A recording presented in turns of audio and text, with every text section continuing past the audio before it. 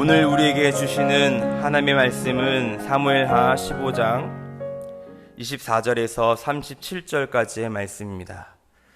보라, 사독과 그와 함께한 모든 레위 사람도 하나님의 언약궤를 메어다가 하나님의 궤를 내려놓고 아비아달도 올라와서 모든 백성이 성에서 나오기를 기다리도다.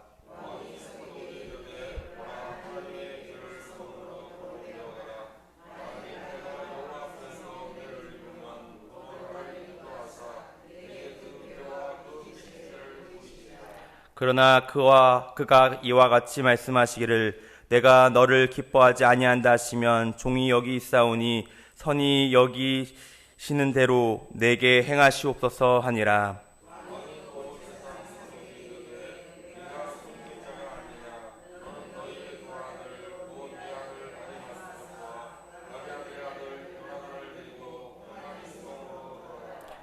너에게서 내게 알리는 소식이 올 때까지 내가 광야 나루토에서 기다리라 하니라.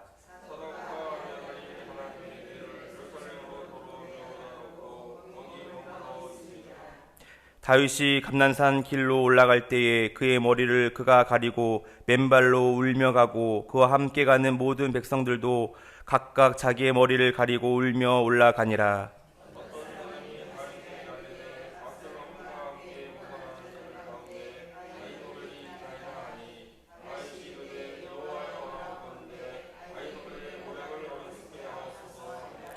다윗이 하나님을 경배하는 마루턱에 이를 때에 아렉사람 후세가 옷을 찢고 흙을 머리에 덮어쓰고 다윗을 맞으러 온지라.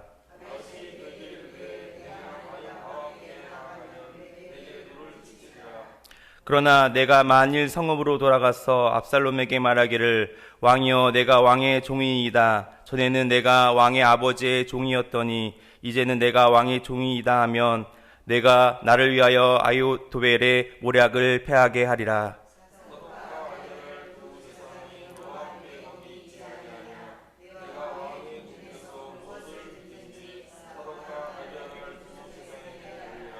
그들의 두 아들 곧 사독의 아히마스와 아비아달의 요나단이 그들과 함께 거기 있나니 너희가 듣는 모든 것을 그들 편에 내게 소식을 알릴지니라 하는지라. 다윗의 친구 후세가 곧 성읍으로 들어가고 압살롬도 예루살렘으로 들어갔더라. 아멘.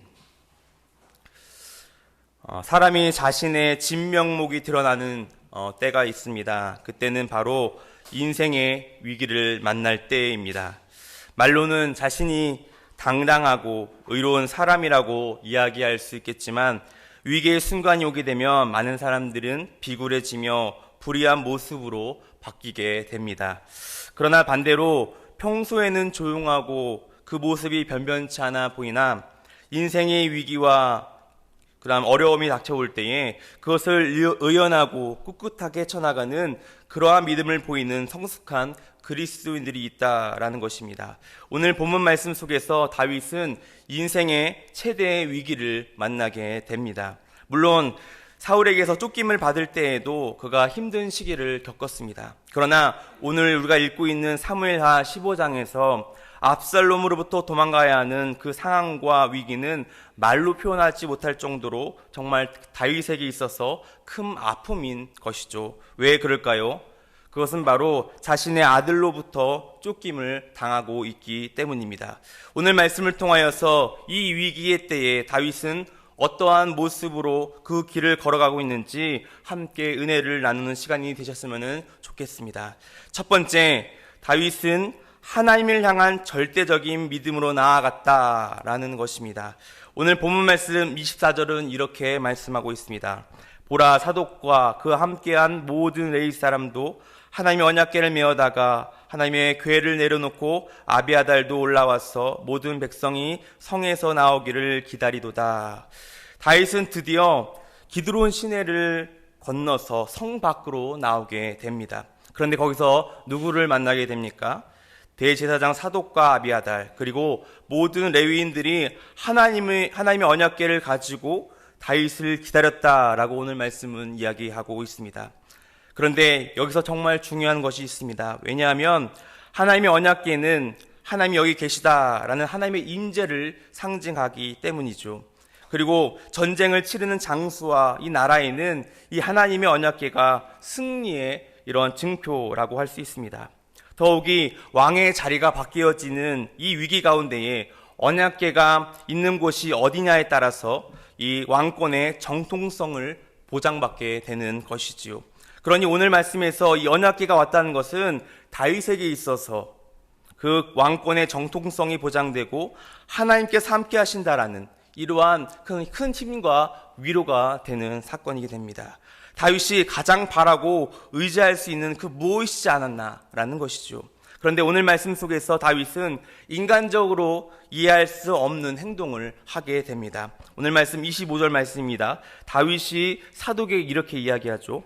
왕이 사독에게 이르되 보라, 하나님의 궤를 성읍으로 도로 메어가라. 만일 내가 여호와 앞에서 은혜를 입으면 도로 나를 인도하사 내게 그 궤와 그 계신 데를 보이시리라 라고 말씀하고 있습니다. 지금 어느 때보다 다윗에게 필요한 것은 하나님의 임재, 하나님께서 나와 함께 하시다는 그 위로의 위로의 시기인데 다윗은 그 하나님의 언약궤를 돌려보내게 됩니다. 왜 다윗은 하나님의 언약궤를 다시 성읍으로 돌려보낼까요? 다윗은 이러한 고난을 주신 하나님께 회의를 느껴서 그렇게 돌려보냈을까요? 본문은 이와 반대라고 이야기하고 있습니다. 그 하나님의 언약궤가 있어야 할 곳을 모셔둬라. 지금 나는 나의 죄 때문에 이러한 것이니 지금 나와 거룩한 하나님의 언약궤는 함께 할 수 없다. 대신 하나님께서 내게 은혜를 주시면 다시 그 하나님의 언약궤가 있는 곳으로 하나님께서 나를 인도할 것이다 라는 고백을 하고 있습니다. 하나님을 향한 절대적인 믿음과 신뢰가 있었기에 다윗은 다시 그 언약궤를 돌려보내게 됩니다. 비록 다윗이 압살롬으로부터 도망쳐야 한 신세이고 아무것도 할 수 없는 그러한 신세였지만 지금 다윗에게는 이러한 믿음이 있다라는 것이죠. 하나님께서는 다시금 나를 하나님 임재에 거하는 그곳으로 인도할 것이다. 하나님 나를 하나님을 향한 신뢰한 믿음이 나에게 있다라는 것을 오늘 말씀을 보여주고 있습니다. 이 믿음이 정확히 드러나는 성경 말씀이 있습니다. 시편 3편에 이렇게 기록하고 있는데 시편 3편 소제목을 보시게 되면 이러한 소제목이 달려 있습니다. 다윗이 그의 아들 압살롬을 피할 때 지은 시라는 소제목이 달려 있습니다. 지금 다윗이 어떠한 마음으로 하나님께 나아가고 있는지 자세히 기록하고 있는데 1절부터 8절까지 다 읽을 수는 없겠지만 3절 말씀을 보시면 여호와여 주는 나의 방패시오 나의 영광이시오 나의 머리를 드시는 자신이다 라고 고백하고 있고요. 6절 말씀을 보니까 천만인이 나를 에워싼다 진칠다 하시라도 나는 두려워하지 아니하리로다 라고 말씀하고 있습니다. 지금 다윗은 하나님을 향한 절대적인 믿음이 있었다라고 시편 3편에서 이야기하고 있습니다. 또한 다윗에게는요 하나님을 향한 절대적인 믿음도 있었지만 겸손하게 하나님을 붙잡은 간절한 믿음이 다윗에게 있었다라는 것입니다. 30절 말씀을 보시길 바랍니다. 다윗이 감난산 길로 올라갈 때에 그의 머리를 그가 가리고 맨발로 울며 가고 그와 함께 가는 모든 백성들도 각각 자기의 머리를 가리고 울며 올라가니라 라고 나와 있습니다. 다윗이 기드론 시내를 건넜습니다. 그리고 지금 어디로 가고 있습니까? 바로 감난산 길로 올라가고 있다라고 이야기하고 있습니다. 그때 그 길을 갈 때 머리를 가리우고 맨발로 갔다라고 말씀하고 있죠. 이 머리를 가리웠다라는 것은 극한 이 슬픔의 상태, 자신의 처지를 말하고 있는 것입니다. 그리고 맨발로 갔다는 것은 종들이 주인에게 행했던 이런 행동들이었음을 보일 수 있습니다. 마치 하나님께서 모세에게 신을 벗으라 라고 말씀하신 것처럼 지금 다윗은 전적으로 하나님의 종으로서 복종하여 겸손한 마음으로 하나님을 신뢰하는 마음으로 나아가고 있음을 오늘 말씀 속에서 보여주고 있다라는 것이죠. 그런데 지금 다윗의 모습을 곰곰이 살펴보면요 마치 누구의 모습과 닮아 있습니까? 연상하게 됩니까? 마지막 제자들과 최후의 만찬을 하시고 감난산으로 올라가셨던 예수님의 모습을 우리가 연상하게 합니다. 겟세마네 동산에서 울며 통곡하며 하나님의 말씀에 복종하신 그 예수님, 그 하나님을 향한 겸손한 믿음을 보이신 그 예수님의 모습을 우리가 연상하게 된다는 것이죠. 오늘 말씀에서 다윗 또한 감난산을 올라갈 때에 자신의 발을 그 신을 벗고 머리를 가리우고 하나님을 향하여 통곡하며 부르짖으며 하나님께 겸손한 마음으로 나아가고 있습니다. 자신이 허락된 그 십자가의 길로 가고 있다라는 것이죠. 사랑하는 소망의 성도님들, 우리의 삶 가운데 때로는 이 환난이 다가오고 고난이 우리 앞을 가리울 때에 우리는 하나님을 향한 이 절대적인 그 믿음, 우리가 하나님 앞에서 우리의 신을 벗어버리고 겸손하게 나아갈 수 있는 이러한 믿음이 있는 저와 여러분들의 삶이 되시길 간절히 바랍니다. 이러한 믿음을 소유할 수 있는 저와 여러분들의 삶이 되시길 바랍니다. 두 번째, 다윗은 이 인생의 혼란 가운데서 어떠한 모습으로 그 길을 걸어갔는고 하니 자신이 해야 할 최선의 방법으로 나아갔다라는 것입니다. 다윗은 하나님을 향한 믿음으로 자신에게 주어진 그 십자가의 길을 걸어갔다라는 그 동시에 다윗은요, 자신이 해야 될 최선의 방법으로 길을 걸어갔다라고 이야기하고 싶습니다. 무슨 말인고 하니 우리가 모든 것을 하나님께 맡겼다라고 고백할 때에 그 의미를 잘못 이해하고 있는 많은 경우가 있습니다. 모든 것을 하나님께 맡겼다라는 것은 우리가 단순히 믿음으로 하나님께 모든 것을 위임해 드리고 나는 정작 아무것도 하지 않는다, 난 노력을 하지 않는다 라고 이렇게 보여지는 경우가 많이 있다는 것이죠. 나는 하나님께 모든 것을 맡겼으니 나는 내가 해야 할 책임과 해야 될 일이 없어 라고 이렇게 생각하는 것이죠. 이것은 하나님께 맡긴다라는 이런 건강한 신앙이 아니라는 것입니다. 정말 우리가 하나님을 전적으로 신뢰한다는 것은 우리의 모든 상황과 주권을 하나님께 맡긴다는 것은 당연한 것이고요. 그때 우리가 할 수 있는 최선의 방법을 다하며 하나님의 그때를 기다리는 것, 내가 헌신하고 내가 사명을 위해 감당하는 그 일을 충실을 감당하고 하나님의 때를 기다리는 것이 바로 하나님께 맡긴다라는 그 진정한 의미인 것입니다. 오늘 말씀 27절을 보시길 바랍니다. 왕이 또 제사장 사독에게 이르되 내가 선견자가 아니냐, 너는 너의 두 아들 곧 내 아들 아히마아스와 아비아달의 아들 요나단을 데리고 평안히 성읍으로 돌아가라. 다윗은 앞서 하나님의 언약궤를 돌려보내는 그 믿음과 동시에 27절 말씀에 사독과 아비아달 그리고 두 아들을 어디로 보내야 됩니까? 지금 압살롬이 있는 그 성읍으로 돌려보내는 모습을 우리가 볼 수 있습니다. 이것은 무엇을 의미합니까? 바로 사독과 아비아달을 성읍으로 돌려보내서 그들의 움직임과 정황을 살피는 정보통으로 삼고 있다는 것이죠. 모든 것을 하나님께 맡기고 다윗은 그냥 넉놓고 있는 것이 아니라 그가 할 수 있는 최선의 방법으로 지금 압살롬의 반란에 대해서 그 진압에 대해서 해결 방안을 모색하고 있다는 것이죠. 또한 31절부터 34절 말씀의 내용을 보시길 바랍니다. 31절 중반절에 다윗이 이르되 여호와여 원하오건대 아히도벨의 모략을 어리석게 하옵소서라고 다윗이 믿음으로 지금 기도하고 있는 모습을 볼 수 있습니다. 아히도벨은 누구입니까? 바로 압살롬 옆에서 있는 지략가입니다. 그 아히도벨의 모략을 어리석게 하옵소서라고 지금 다윗은 믿음으로 선포하고 기도하고 있다는 것이죠. 그리고 이어서 32절을 보시기 바랍니다. 그때 누구를 만나게 됩니까? 바로 아렉 사람 후세를 만나게 됩니다. 역시 후세는 다윗 편에 속한 바로 지혜롭고 총명한 자입니다. 그 총명한 자에게, 그 총매장 후세에게 34절에 무엇이라고 얘기합니까? 내가 만일 성읍으로 돌아가서 압살롬에게 말하기를 왕이여 내가 왕의 종이이다. 전에는 내가 왕의 아버지의 종이었더니 이제는 내가 왕의 종이이다 하며 내가 나를 위하여 아히도벨의 모략을 패하게 하라. 무슨 말입니까? 너는 압살롬에 가서 신임을 얻고 그리고 그 통치권을 받아라. 그리고 그를 망하게 하라 라고 하는 이야기를 하고 있습니다. 지금 다윗은 모든 것을 하나님께 맡기고 손 놓고 있는 것이 아니라 자신이 할 수 있는 모든 일을 하며 또한 하나님의 때를 기다리고 있음을 우리가 말씀을 통해서 이야기하고 있는 것입니다.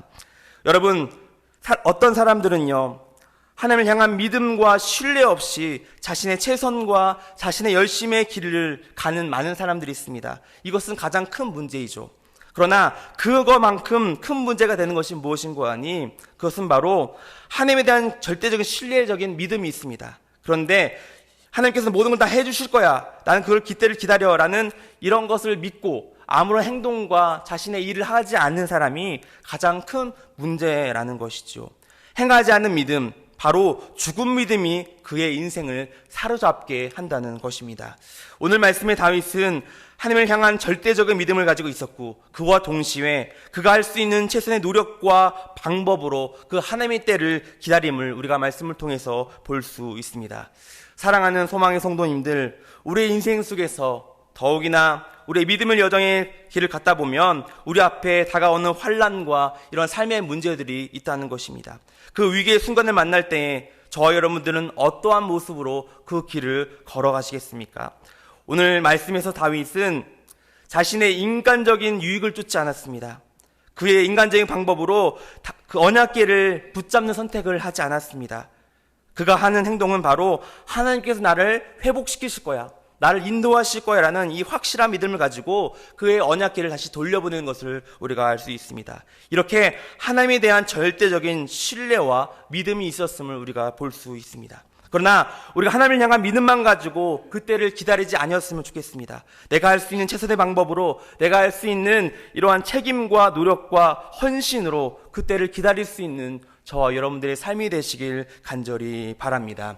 여러분들 삶 가운데 환난이 있으십니까? 인생의 문제들이 있으십니까? 먼저 하나님 앞에 겸손함으로 나의 신을 벗고 간절하게 나아가시길 바랍니다. 그리고 하나님을 향한 절대적인 믿음을 소유하시길 바랍니다. 그리고 나서 우리가 하나님에 대한 믿음만 가지고 살아가는 것이 아니라 우리가 하나님을 위해 살 수 있는 최선의 것들, 최선한 행함들, 최선의 사명들, 최선한 삶으로 살아갈 수 있는 저와 여러분들의 삶이 되시길 주님의 이름으로 기원합니다. 감사합니다.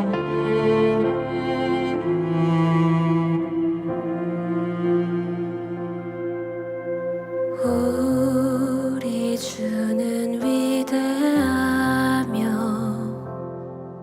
능력이 많으시도다. 그의 지혜 무궁하며 인자는 영원하도다. 상한 자들 고치시며 상처를 싸매시도다. 별들의 수를 세시며 이름을 붙이셨도다. 그가 구름으로 하늘을 덮으시며 땅을 위하여 비 준비하시니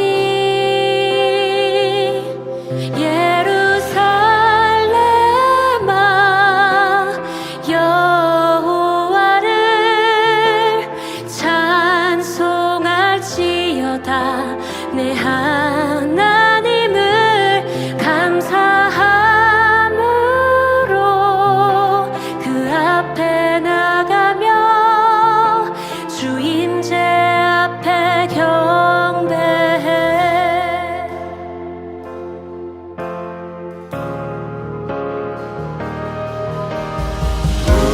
우리 주는 위대하며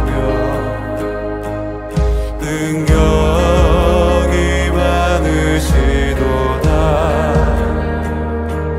그의 지혜 무궁하며 인자는 영원하도다. 상한 자들 고치시며 상처를 싸매시도다. 별들의 수를 세시며 이름을 붙이셨도다. 그가 구름으로 하늘을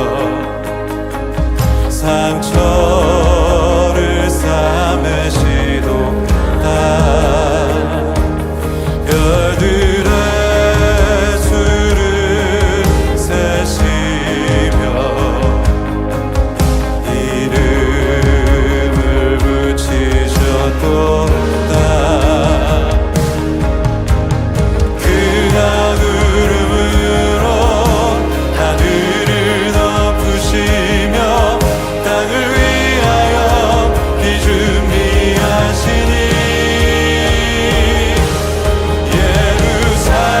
예루살렘아 여호와를 찬송할지어다 내 하나님을 감사함으로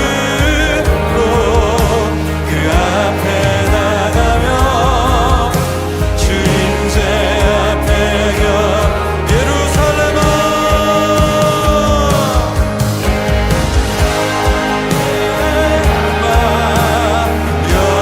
여호와를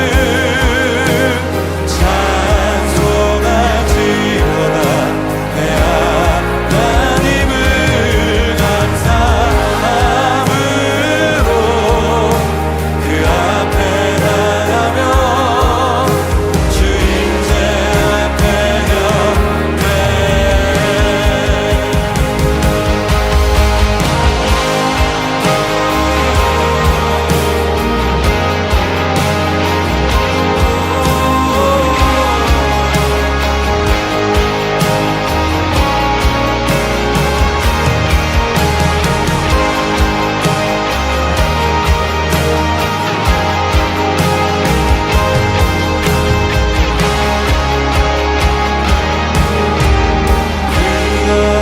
구름으로 하늘을 덮으시며 땅을 위하여 비준비하시니